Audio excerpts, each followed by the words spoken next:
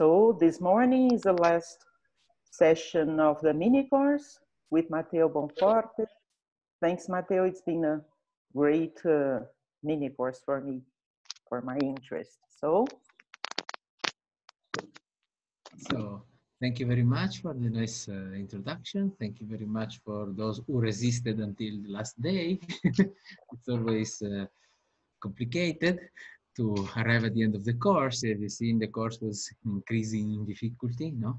And since this is the last class, I will like to tell you a bit the end of the story, give you a flavor of the end of the story, and tell you where we have found something really anomalous or that caught our attention, which is not standard. So the goal of all this work that I tried to describe in these days in this course was like this. Okay, the theory of the porous medium equation is well known in nowadays, or at least in its main points, and you can see the book of Juan Luis, 600 pages where more or less the whole story is told with a lot of details.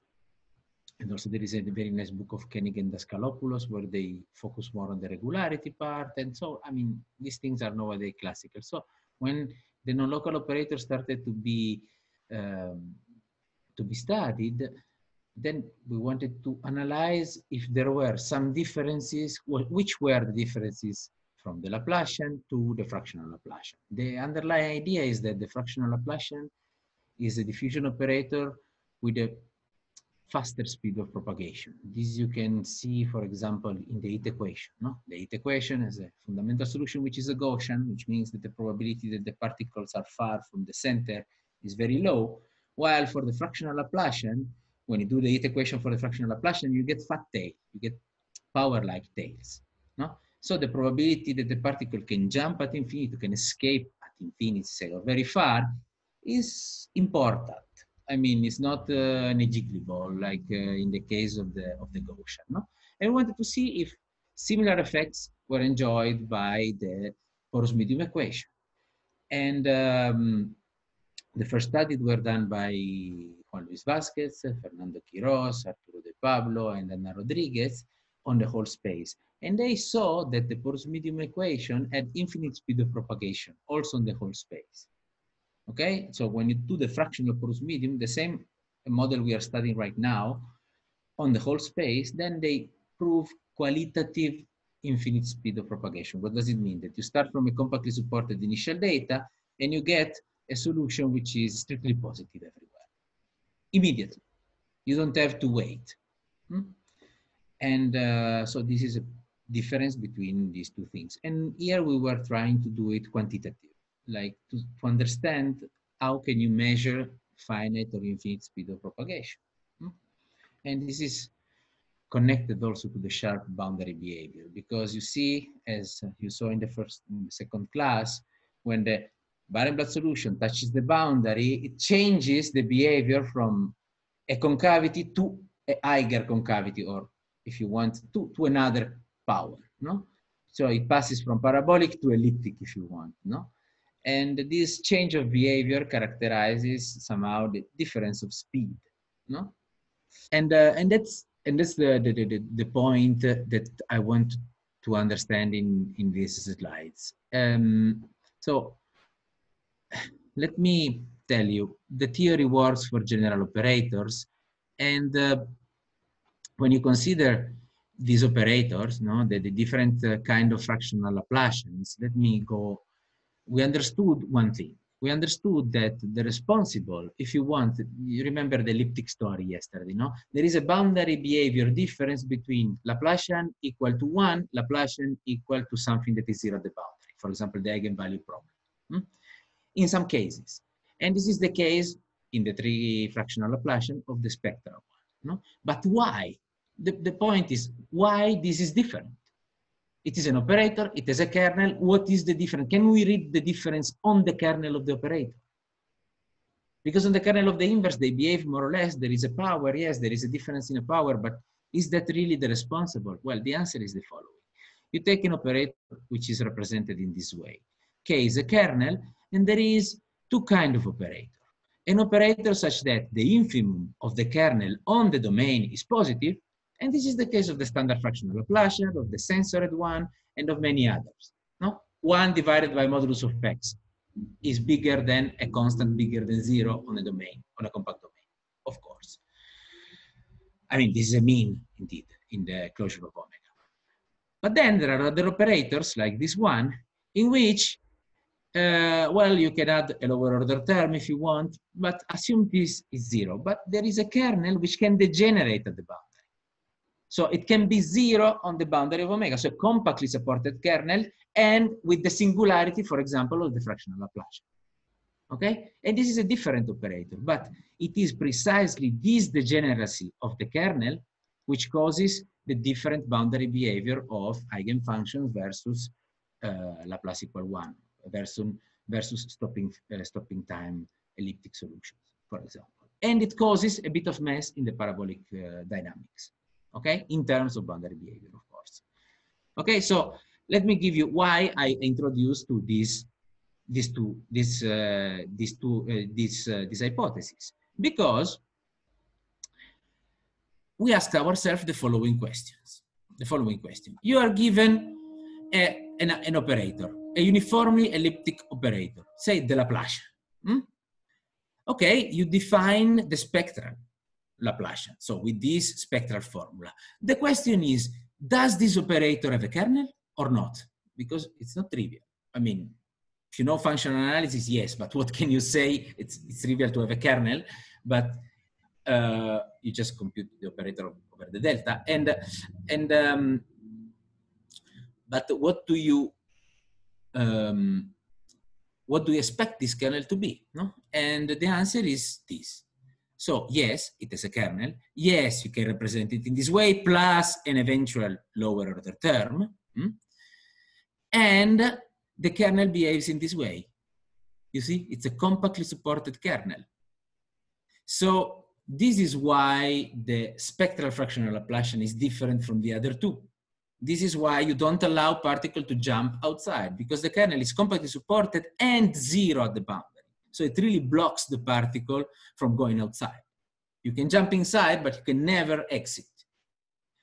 And then, well, there is a correction. Of course, when you do these estimates, there is always, but there is the possibility of a connection. And in the case of the spectral fractional Laplacian, the correction is 1 divided by the distance to the power 2s. And if you see, this seems a bad singularity, but it's not. Because when you substitute G solution on any elliptic problem, at least at the boundary it decays like this. So it's like adding 1 at the end of the game. Okay? So this has been done.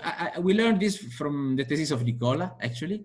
And then we discovered that it was, well, then there was a reference that it was proven this kind of bounds are proven in this paper by Sonderborn-Check in 2003. So actually, when we submitted the paper, we provided the proof of this, and then it was, well, we eliminated because it was already proved in these papers before us. So this is the difference between the kernel. You have kernels which are strictly positive on the boundary and kernels which are 0. The one which are strictly positive, they behave, no surprises there. But when the kernel is allowed to degenerate at the boundary, and in particular is compactly supported, there are differences in some cases. And this is what we are going to see. And so what about the upper boundary behavior for parabolic, for the parabolic problem? Well, no surprises. It is like U is less than separation of variable, and the separation of variable, we learned yesterday how it behaves. There is the case of the logarithmic correction, but otherwise you go with sigma. I mean, when these two numbers coincide, there is the logarithmic correction. So let's forget about this through all this lecture. Okay, so basically the power sigma, this interplay between the nonlinearity, the order of differentiation, and the boundary behavior of the green function plays a role. And there is a case where S is small, which is written here, in which you have an anomalous power. But then the question is, can we match this upper bound with lower bounds in all cases? So this is the general and sharp in 99% of the cases upper estimate.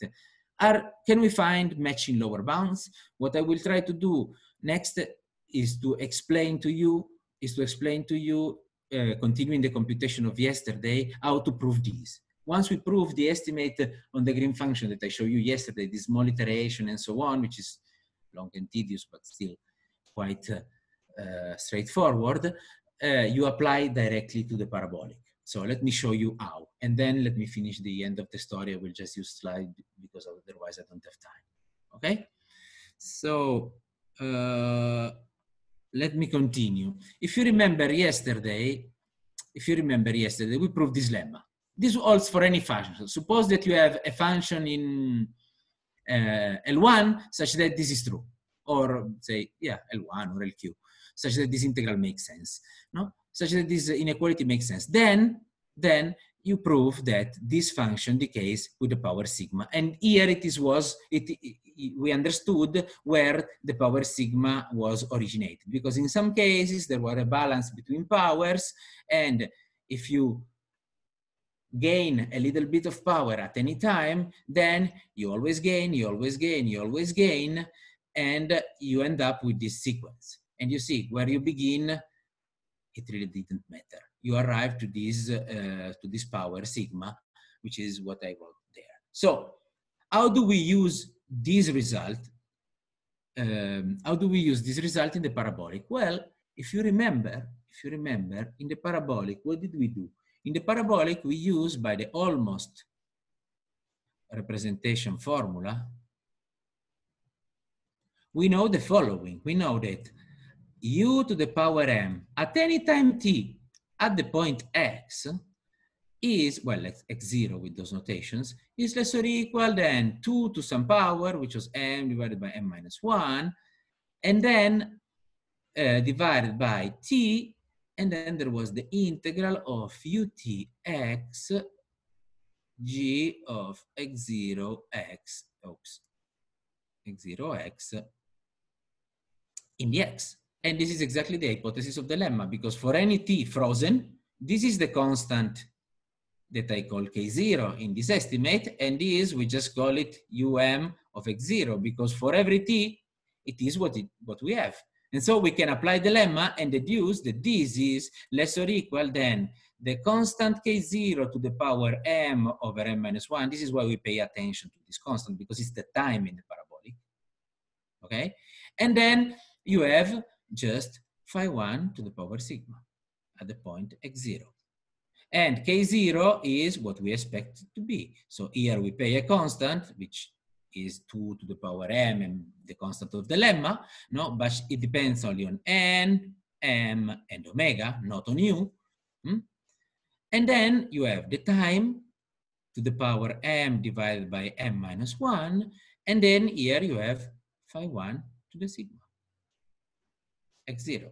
And this is how you prove the upper parabolic estimate that I just show you in the slide. Okay? It's just remembering that this is basically an elliptic lemma.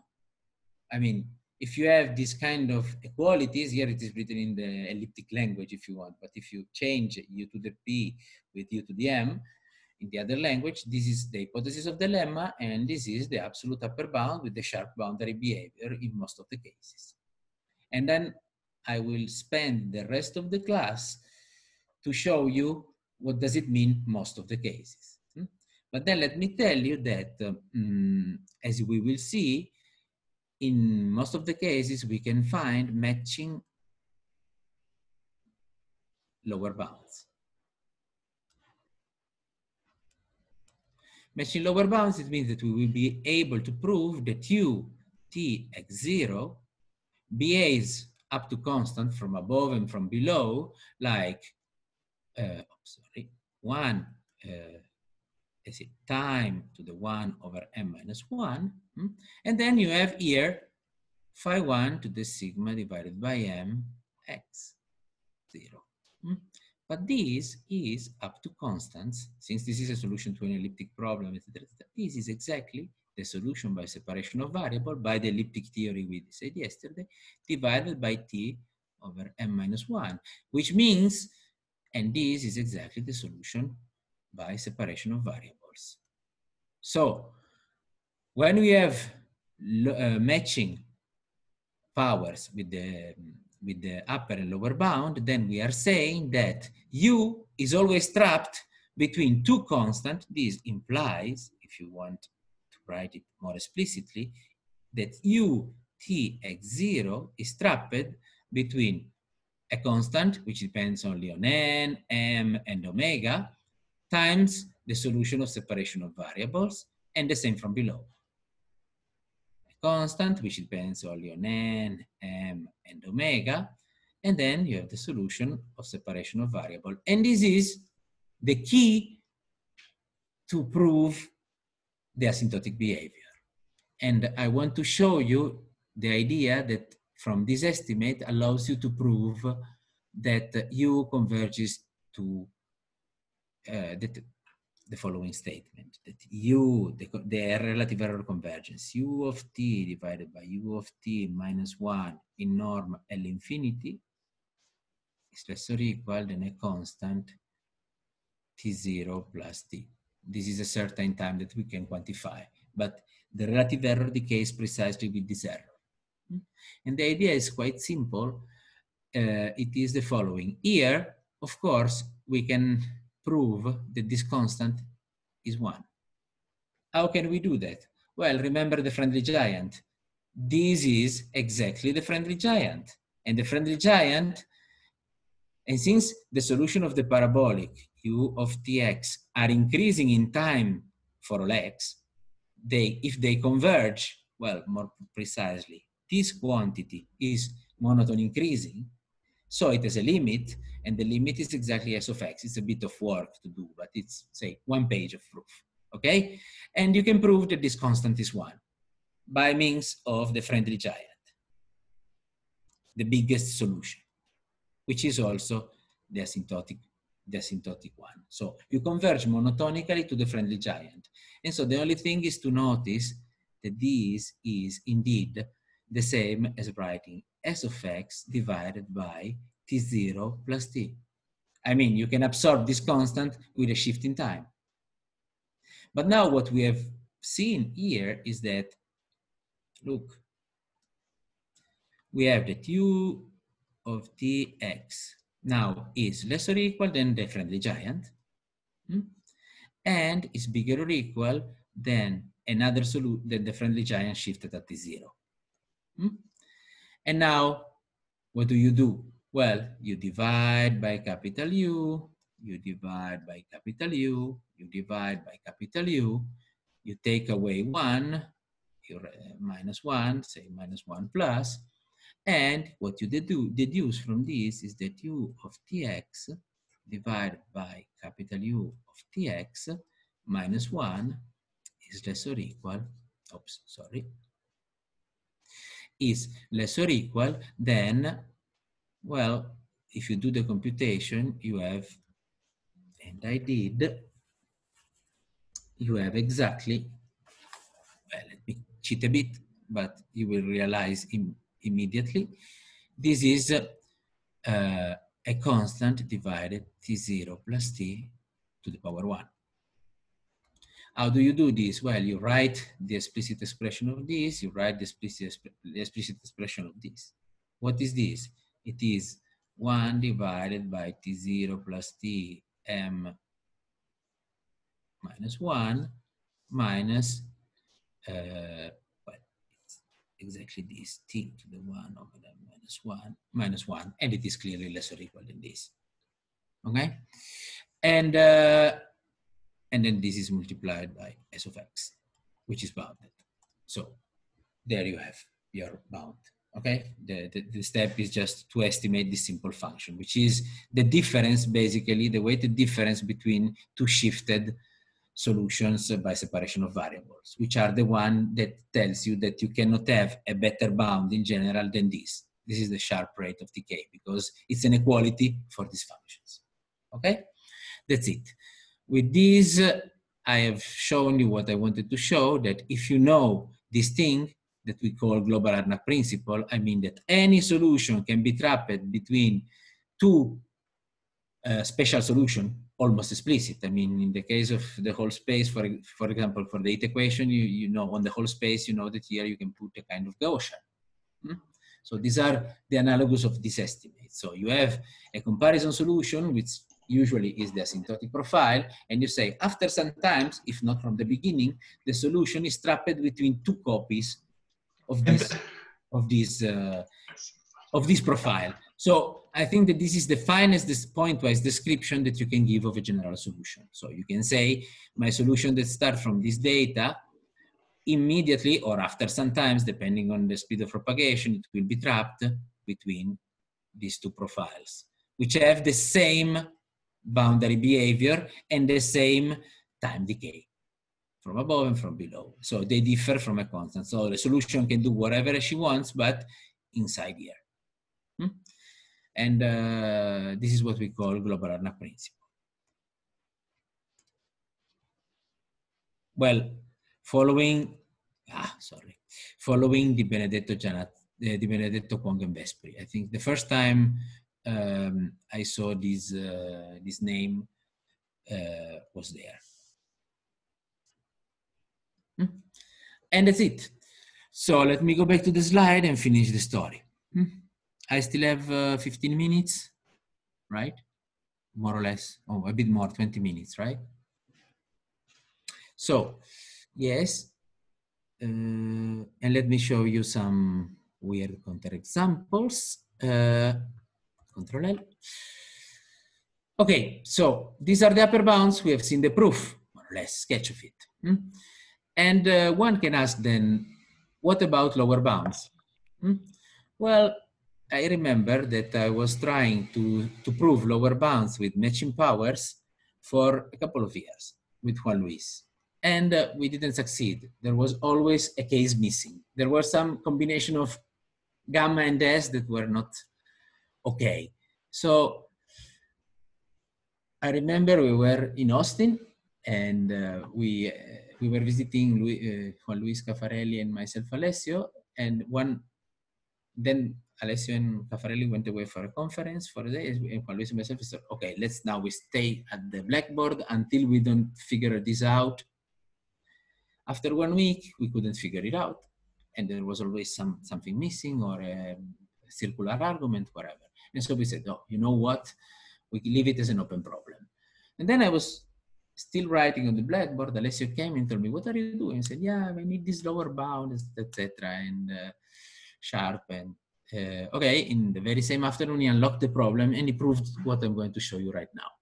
And then after a few months, we were still on this problem because we unlocked the problem and we thought that this can lead to a bootstrap, like you seen yesterday, but this is not the case. So what did we prove in that afternoon, the three of us, was this, that you have almost what you want for all positive times.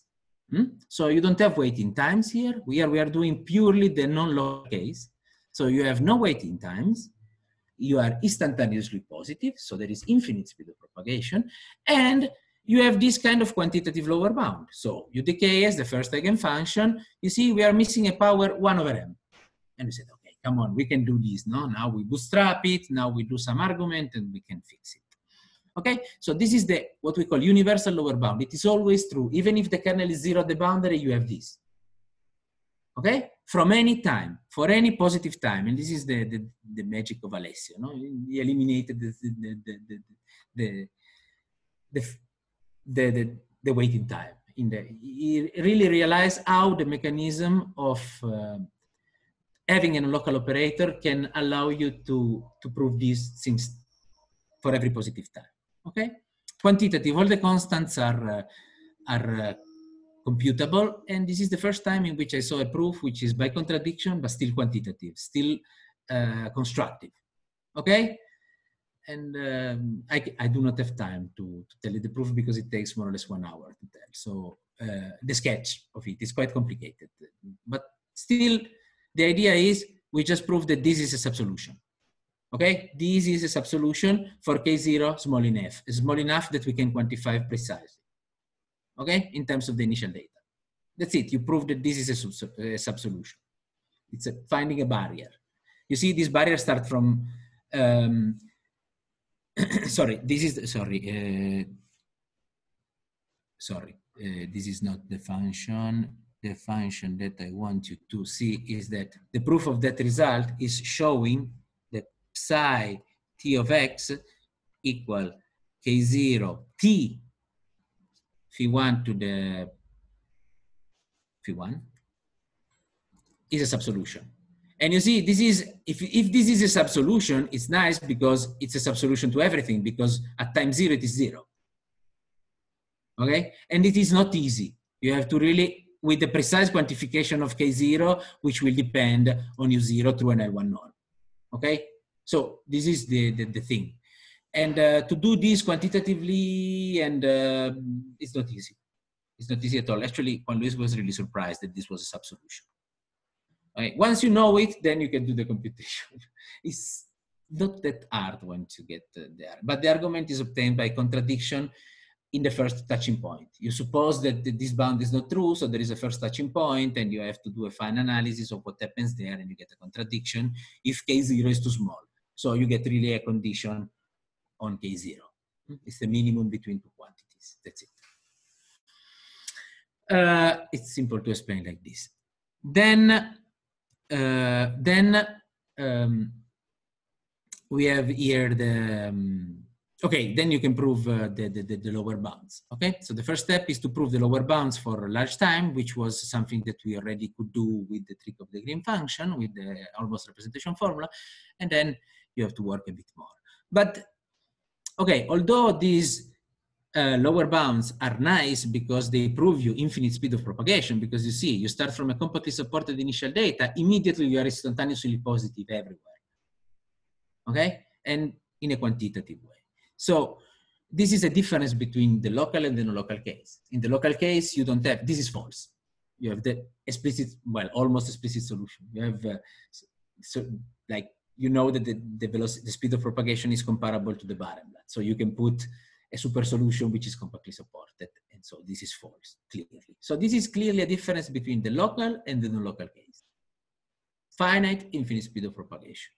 Okay? So, there are other, I mean, as I told you, this has been proved on Rn by, it is proven here on Rn in a qualitative way. They just say that for all time, it is strictly positive, which is already, it was already something quite surprising at the time. And then there are other different models of diffusion of non-local porous medium, which is called what we call the Caffarelli-Vasquez model, which has finite speed of propagation, even if it is non-local. So, but it lacks uniqueness, that model. So it's really, I mean, it's more close to the porous medium somehow, because it keeps the finite speed of propagation, at least in some regime, but it is, I mean, you're lacking uniqueness, so, and comparison, so it's really tough to work in that setup. So, can we do the sharp lower estimate? Yes and no. In some cases, yes. For example, when the kernel is not degenerate, let's say this means kernel is not degenerate. When the kernel is not degenerate, yes. You can find, by the argument I told you before, you can find sharp lower bound. Okay? With matching powers and everything, and for all times. So this is nice, and this corresponds to the case of the standard or restricted fractional Laplacian and of the censored one. But this fails when S is small in the spectral case, which is the case in which we concentrate now. So, what is always true? What is always true is this. For large times, you will eventually get some sharp lower bound when the number sigma is equal to 1. And here I really need to pass to the blackboard to explain you one thing. I mean, when sigma equals to 1, what does it mean in the standard example? It's always for the restricted fractional Laplacian and for the censored fractional Laplacian. And it is when S is bigger than 1 over 2 minus 1 over 2m for the spectral fractional Laplacian. So when S is relatively big, or always, this is the case in this in the examples, in the main example I showed you. Okay? So in this case, what can we say? In this case, we can say that we have sharp lower bound for all times. And this is true also. These are the only estimates. Sorry, I go back to the blackboard. These are the only estimate, only lower bounds that pass to the limit when s tends to 1. So here you recover the result for the classical porous medium equation, because here we can prove that u basically is bigger or equal than, say, a small constant, the solution by separation of variable, but for t greater or equal than t star. And what is this t star? T star is basically a constant divided by an L norm of u0 to the power n minus 1. So the smaller is u0, the more you have to wait, and it's compatible with the finite speed of propagation, right? Because you have this domain, you start from a compactly supported initial data here, it moves, it becomes bigger, and it takes at least t star to, and it takes, let's say, at most the time t star to be positive everywhere, the solution, okay? And this is, say, the standard lower bound, what happens in all cases, or in all reasonable cases. So, let's see what happens in the other cases. As I told you, when you find matching upper and lower, you are happy because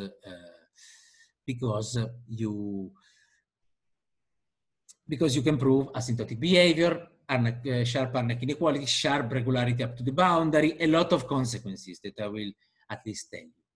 Okay, so this is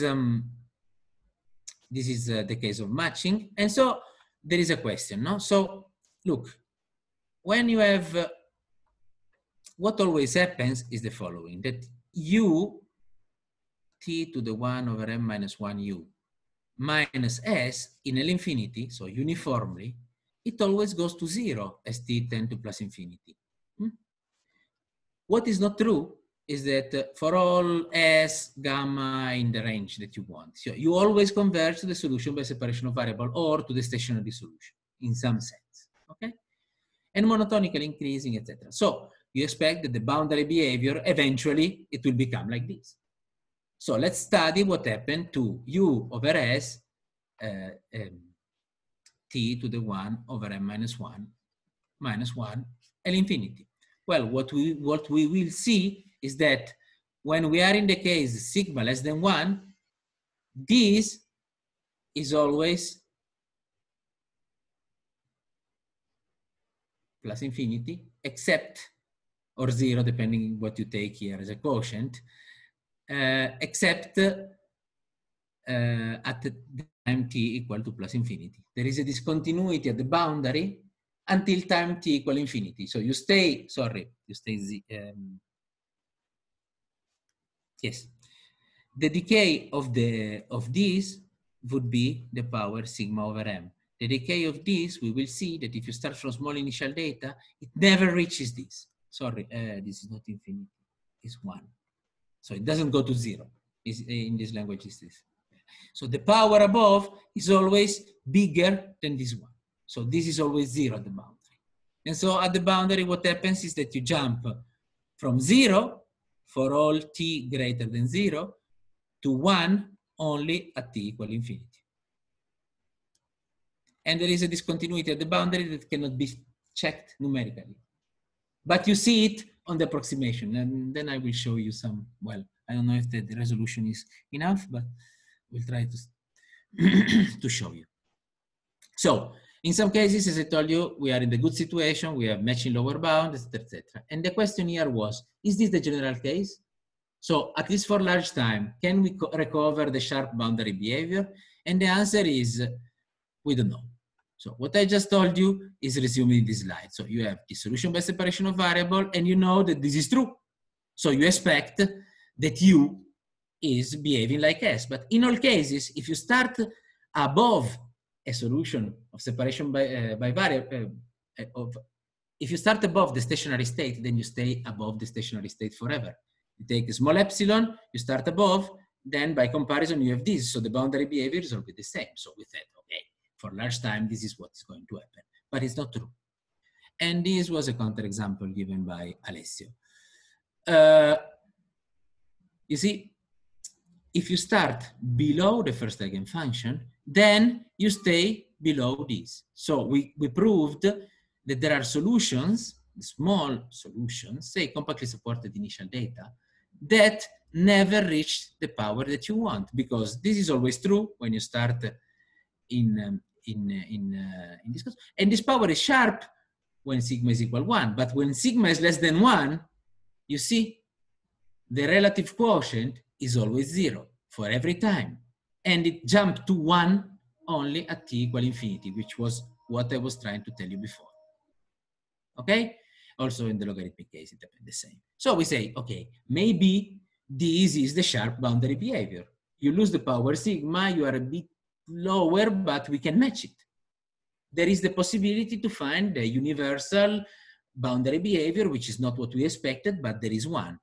And then we said, okay, so the solution should behave instead of u to the sigma over m, 1 over m. Well, yes, this is a possibility, but again, this was wrong. This is wrong, why? Because then we ask ourselves, suppose that you have this bound, this lower bound with some power alpha. What can we say about alpha? Well, and this is the second counterexample that Alessio gave. He said, if we are able to prove, as we did many times, this lower bound with an alpha, then alpha has to be bigger than this number. This strange number, but if you see, there is some elliptic things here going on. But in particular, this is always bigger when sigma is less than 1 over m, which is always bigger than sigma over n. So if you prove the lower bound that you want, you made a mistake.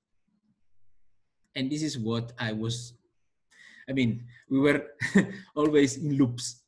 And there was always a failure in the proof. And Alessio found this counterexample. And you see, if you start from an initial data which is below this power, then this is your solution, basically, your upper bound. And then you can never match the upper bound. So lower and upper bound, depending on the data, if it is big or small, they have a variety of possibility. And probably there is a continuum. I mean, here you can work and you can construct, I think, between these two admissible powers, all the intermediate possibilities. Okay, this we didn't investigate so far, but it is possible. So in the end of the story, the only global lower bound that is true for every model is this one. Okay. I hope, then just to sum it up, once you have upper and lower bound, what do? Well, you write global Harnack inequalities, which is, you see, when you are in the case of matching powers, the result that you read is this one. You are trapped between two solutions of separation of variable for all times and with numerical constant. And notice that this depends on T star, ends on the initial data, because T star is basically the L1 norm of U, only for small time. Then here you see that again, after T star, you forget about the initial data. But at the beginning, you have it for small times, but only from below. From above, you immediately forget about the initial data. Okay, and so this is compatible with everything I've shown you. And the difference between the local and the non-local, you can read it here. No, you still remember about the initial datum, but you already are positive. So you really have infinite speed of propagation. And the fact that there is the possibility of having degenerate kernels tells you that, okay, this is the consequences that I already told you, tells you that in some cases, in some cases, you can match the power also with degenerate kernels, and in some others you cannot. Here you cannot match the upper and the lower behavior. So in general, you have this kind of Harnack inequalities. These are enough to prove regularity inside. So you can prove C alpha, then they are classical, and then they are C infinity if the kernel allows it. And this is what we did with Xavi and Alessio. But this is not sufficient to ensure the sharp C alpha regularity of the boundary. Okay, you can prove some C epsilon continuity up to the boundary, but then since there are no matching powers, you cannot prove more than C epsilon with epsilon very small continuity up to the boundary. You cannot prove sharp estimate. I think that I have still 2 minutes, right? And let me conclude by showing you some numerics, which were obtained by a group that was at Beckham, and Felix Del Teso, which was a student of Juan Luis and friend and collaborator and collaborator of us, I hope, did the numerics. And then they wrote this paper in which they used our techniques. And a comment that they did, it was, if we didn't have your theoretical result, we thought that we screw up the numerics. So this is the case of the matching power. You see, you start from a compactly supported initial data, and here we are computing just time 1 and time 5. Okay, so this is the asymptotic profile. You see you are growing. We are considering this quantity, which is growing, no? Just to have fixed it to see something. And here you don't appreciate at time 1, but already at time 1, if you zoom in here, you don't distinguish the boundary behavior. They are really equal, but you can see it here, no? In time 5, you get really that these two things are numerically equal. Okay, and this is a good case. And here there is the good case versus the bad case. You see, here, as I told you, at the beginning, time 1, and then you have time 5, you already don't distinguish. At time 5, here you clearly distinguish. You are going like this. Huh? You are not even vertical, neither you don't see it. And here, on the right, is time 150. And then we let it run until t equal 600. And t equal 600 is a week of computation of the computer. So it was really, numerically, you never reached it. And then here we made some experiments in which we see that you cross that intermediate power at some point, but you really never reach the right boundary behavior. Okay, so these are the numerics, and then you can prove a number of regularity estimates that I have just written in the slides if you're curious about it. But basically, you prove Euler continuity in the interior, classical solution in the interior when the coefficients are C beta, and then you go up to the boundary, and with C alpha in space-time, and then in the case of the classical fractional Laplacian, restricted fractional Laplacian, we can do better. We can estimate the decay at the boundary or the blow up at the boundary of all derivatives, and so we can prove it is C infinity in space. It is never C infinity, or it is not obvious, or it is not true that it is infinity in time, and this is something that happens already at the level of the it equation. Because in this paper of Chanlara Davila, you see that even if you are C infinity in space, you can be only C alpha in time, or C1 alpha in time. Okay, so, and they built a specific counterexample. Here the scalings do not help as in the standard parabolic case. Usually in the standard parabolic case, by scaling you can prove that if you are C infinity in space, then you are also C infinity in time. This is not true for the fractional in general. In some cases yes, in some cases no. We conjecture no in this case. That's really everything. And I left this Japanese thanks. And thank you very much for your attention, and I hope you enjoy the course, and I hope it hasn't been too heavy the last part.